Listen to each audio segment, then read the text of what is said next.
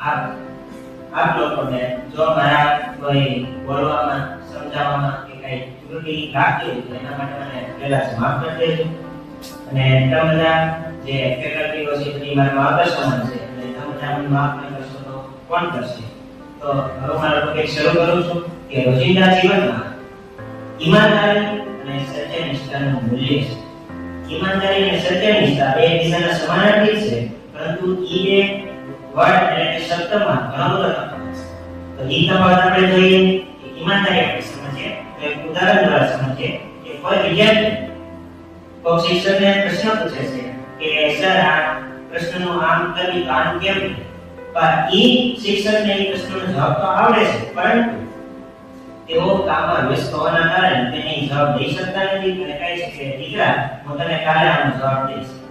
પછી ઈ શિક્ષકની જવાબદારી એ છે કે એને જે વ્યક્તિને એટલે કે જે વિદ્યાર્થીને કીધેલું છે કે હું તને કાલે સમજાવીશ તો એને પછી ઈ કાઈને સમજાવવું પડે અને એનો આન્સર દેવો પડે. તો એ વ્યક્તિ ઈમાનદાર કહેવાય, તો એ શિક્ષક ઈમાનદાર કહેવાય. જો આવું તે ન કરે તો ઈમાનદાર કહેવાય નહીં. આ તે ઈમાનદારની વાત સત્યનિષ્ઠા છે.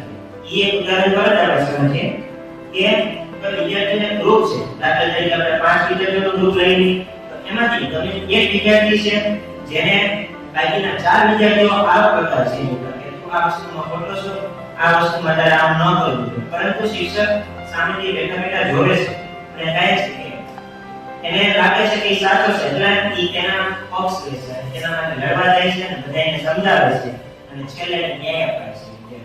અને પછી પાંચે ગ્રુપમાં સરખી રીતે રહેવા મળ્યા. એટલે આ રીતે શિક્ષકે એના સત્યનો સાથ આપીને તો એ વફાદારી નિભાવીને એ વિદ્યાર્થીને ન્યાય અપાય. તો આ એટલો ફરક છે ઈમાનદારી અને સત્યનિષ્ઠા. હવે આપણે બીજું જોઈએ કે ઈમાનદારી શું બનાવે માનવી?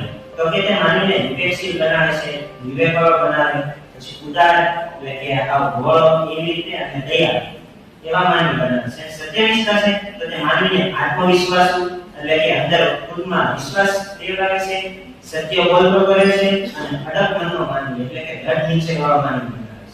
તો આ બધું આપણે જીવનમાં આવે તો આ બધા ગુણો આપણામાં ખીલે છે. હવે આપણે જોઈએ કે પ્રામાણિકતા કોઈ વસ્તુ અથવા તો વ્યક્તિ પ્રત્યે હોય છે, જ્યારે સત્યનિષ્ઠા કોઈ વ્યક્તિ કે સંસ્થા પ્રત્યે હોય છે. હવે આપણે શ્રીમદ ભગવદ ગીતાના ઉદાહરણ દ્વારા જ આપણે ઈમાનદારી અને સત્યનિષ્ઠાનું મહત્વ જોઈએ.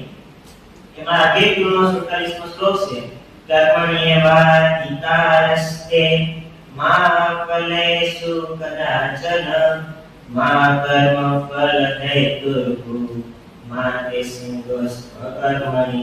તો આ શ્લોકમાં ભગવાને આપણને ગીતાનો જે નિષ્કામ કર્મ એવો છે ને ઈ આપણે શીખવાડે છે. નિષ્કામ કર્મ એટલે કે કર્મ કરીએ તો ફળની ચિંતા મત કરો, એટલે ફળની આશા રાખી અંદર કર્મ કરો ઈ સમજાય છે. ઈ જો માણસ કરે ને તો એ માણસ ઈમાનદાર કહેવાય અને તેના ઈમાનદારી જનરેટ થઈ શકે છે, ઉત્પન્ન થઈ શકે.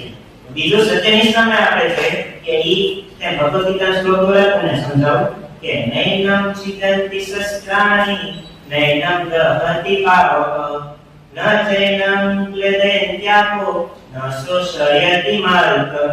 તેમાં ભગવાન એમ કહેવા માંગે છે કે આત્મા છે તો આત્માને કોઈ શસ્ત્ર છેદી શકતા નથી, અગ્નિ તેને બાળી શકતું નથી, પાણી તેને ઓગાળી શકતું નથી અને પવન તેને સૂકવી શકતો નથી.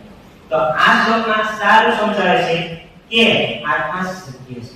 તમે પેલું ગીત સાંભળ્યું હશે કે આત્માનું પરમાત્મા સાથે મિલન જેને કરણ.